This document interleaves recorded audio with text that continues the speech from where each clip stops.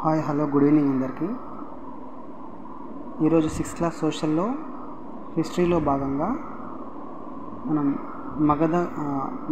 మహాజనపదాల్లో బలమైన ఒక రాజ్యం గురించి తెలుసుకుందాం. అదే మనకు మగధ అన్నమాట.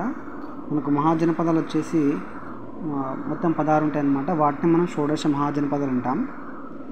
అయితే ఇక్కడ మనకు అన్ని 16 మహాజనపదాల్లో బలమైన రాజ్యం ఏంటంటే అది మన మగధ అన్నమాట.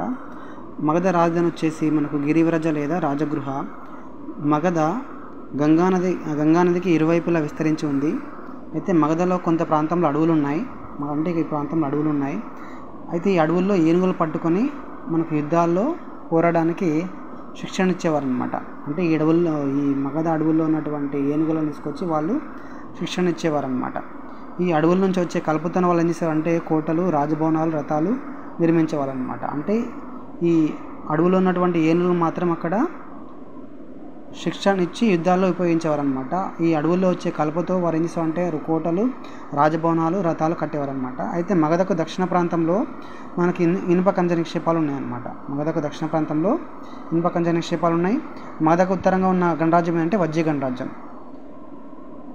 అయితే మగధను పాలించిన వాళ్ళు వచ్చేసి మనకు బింబిసారుడు, అజాతశత్రువు, మహాపద్మంతుడు, మౌర్యచంద్రగుప్తుడు. మగధను పాలించిన వాళ్ళు వచ్చేసి మనకు బింబిసార, అజాతశత్రువు, మహాపద్మంతుడు, మౌర్యచంద్రగుప్తుడు.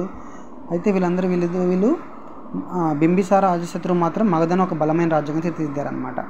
అయితే మహాపద్మంతుడు మాత్రం ఈయన కాలంలో రాజ్యం వైవ్యం నుంచి ఒడిశా వరకు విస్తరించింది. ఎవరి కాలంలో? మహాపద్మంతుడి కాలంలో. వీరిద్దరు వచ్చేసి మగధను బలమైన రాజ్యంగా తీర్చిదిద్దారు. ఎవరు? బింబిసారుడు, అతని కొడుకు అజాతశత్రువు అనమాట. తర్వాత వచ్చినటువంటి మగధకు రాజైన వ్యక్తి ఎవరంటే మగధకు మౌర్యచంద్రగుప్తుడు. ఈయనే మనకు మౌర్య సామ్రాజ్యాన్ని కూడా స్థాపించాడు. అంటే ఇక్కడ మగధను పాలించిన వాళ్ళు వచ్చేసి మనకు బింబిసారుడు, అతని కొడుకు అజాతశత్రువు, మహాపద్మంతుడు, మౌర్యచంద్రగుప్తుడు. బింబిసారుడు, అజాతశత్రువు మగధను బలమైన రాజ్యంగా తీర్చిదిద్దారు. మహాపద్ముడు మాత్రం ఈయన కాలంలో రాజ్యం వైవ్య నుంచి ఒడిశా వరకు విస్తరించింది. అలాగే మౌర్యచంద్రగుప్తుడు వచ్చేసి మగధకు రాజయ్యాడు. అలాగే మౌర్య సామ్రాజ్యాన్ని స్థాపించాడు అనమాట. ఇక్కడ మనం గుర్తుపెట్టుకోవాల్సింది ఏంటి, ఇక్కడ మగధ యొక్క రాజధాని వచ్చేసి గిరివ్రజ లేదా రాజగృహ. ఇది అన్ని మహాజనపదాలు బలమైందనమాట. ఇక్కడ వీళ్ళు కలపతో ఏం చేసేవాళ్ళు? ఏనుగులు తీసుకొని ఏం చేసేవాళ్ళు అక్కడ. అలాగే ఇక్కడ మనకు మగధకు దక్షిణంగా ఇనుప ఖనిజ నిక్షేపాలు ఉన్నాయన్నమాట. పాలించిన వాళ్ళు వచ్చేసి బింబిసార, అజాతశత్రువు, మహాపద్మంతుడు, మౌర్యచంద్రగుప్తుడు.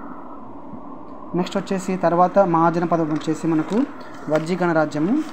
నెక్స్ట్ వచ్చేసి వజ్జీ గణరాజ్యము. ఇది మగధకు ఉత్తరంగా ఉందన్నమాట. నెక్స్ట్ గణరాజ్యం వచ్చేసి మనకు వజ్జీ గణరాజ్యము. ఇది మగధకు ఉత్తరంగా ఉందన్నమాట. అయితే ఇక్కడ మనకు ఈ రాజ్యంలో గణతంత్ర ప్రభుత్వం అని ఉండేదన్నమాట. ఇక్కడ ఒక రాజు కాకుండా ఒక పరిపాలనా బృందం పాలించేవారనమాట. అంటే దీంట్లో ఒక రాజు కాకుండా ఒక పరిపాలనా బృందము ఈ రాజ్యాన్ని పాలించేవారనమాట. అయితే కొన్ని సందర్భాల్లో 1000 మంది కూడా పాలన చేసేవారనమాట. కొన్ని సందర్భాల్లో 1000 మంది కూడా ఈ రాజ్యాన్ని పాలించేవాళ్ళనమాట. అంటే ప్రతి ఒక్కరు తమను తాము రాజాని కూడా పిలుచుకునేవాళ్ళు. రాజ్యాన్ని పిలుచుకునేవాళ్ళు. అంటే ఈ మీటింగ్లో కూడా ప్రతి ఒక్కరు అందరూ సమావేశమై అందరూ చర్చించిన తర్వాతనే నిర్ణయాలు తీసుకునేవారు అనమాట. అంటే ఇక్కడ ఈ రాజులు అందరూ కూడా అంటే ఒక రాజు పాలించేవాడు కాదు కాబట్టి అందరూ సమావేశమై అందరూ చర్చించిన తర్వాతనే ఫైనల్ డెసిషన్ తీసుకునేవాళ్ళు అనమాట. ఈ సమావేశాలు ఎవరికి అర్హతలు అంటే మహిళలకు, సేవకులకు, బానిసలకు అనమాట. బానిసలకు వీళ్ళ సమావేశాల్లో పాల్గొనే హక్కు ఉండేదన్నమాట. బుద్ధుడు, మహావీరుడు మాత్రం ఈ వజ్జీ గణరాజ్యం చెందినటువంటి గొప్ప వ్యక్తులు అనమాట.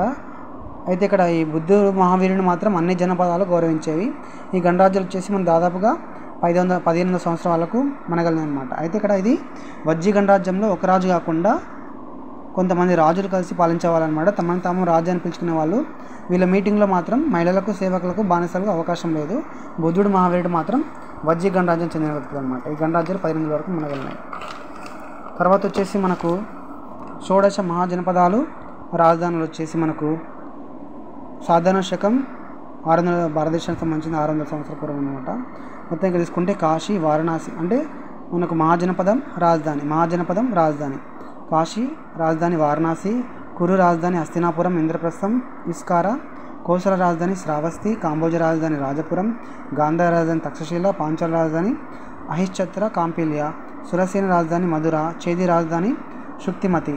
తర్వాత అవంతి రాజధాని వచ్చేసి ఉజ్జయిని, అస్మక రాజధాని వచ్చేసి పౌదాన్య, అంగ రాజధాని వచ్చేసి చంపానగరం, వజ్జీ రాజధాని వచ్చేసి వైశాలి, వస్త్ర రాజధాని కౌశంబి, మత్స్య రాజధాని విరాటనగరం, మల్ల రాజధాని కాశీనగరం, పావపురి, మగధ రాజ్యం గిరివ్రజ లేదా రాజగృహం అనమాట. ఇవి మనకు మహాజనపదాలు, వాటి యొక్క రాజధాని అనమాట. ఓకే, ది ఎండ్ అనమాట. Thank you.